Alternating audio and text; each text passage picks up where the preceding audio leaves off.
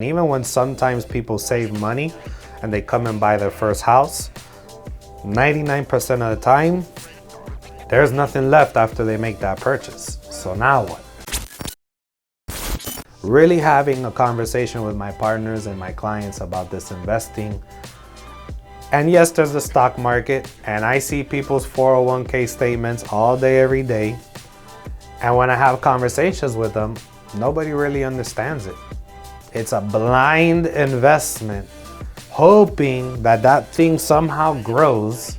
I don't even really understand the fees behind it, is what they tell me. If I pull money, I'm not sure if I could pull money out or not. How much is it really making me? My company may or may not match it. I don't know. I have a mutual fund that I put, a couple $1,000s, and I'm not sure what's that gonna look like 20 years from now. And it's this very not so clear plan, hoping that, I got a 401k and I got a mutual fund, and hopefully that turns into something by the time I'm ready to retire, which is funny because no one I ever speak to wants to retire in their 60s. Everybody wants to retire before, but their financial plan is not matching their goals. So I'm not saying that the stock market is bad. I'm not saying that 401ks are bad. I'm not saying that mutual funds are bad. But after seeing so many cases, none of those impress me.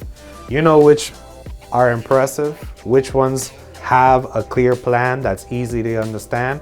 The people that have real estate portfolios, that have properties that are being paid off, that are rents coming in, that's easier to understand. People need a house.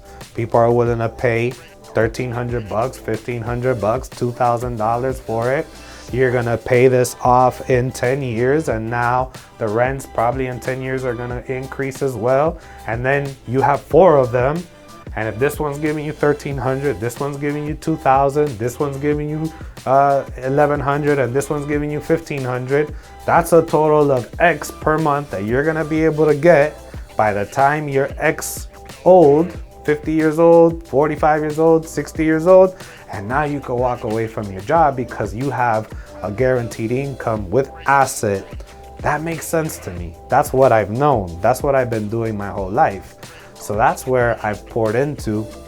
How can we get your financial plan together, your credit on point, your savings to be able to invest, and also have reserves for your personal finances? Because that's a big mistake I see people do. There's no reserves. I keep 6 months cushion, and what I tell all my clients is keep that 6-month cushion for your personal expenses.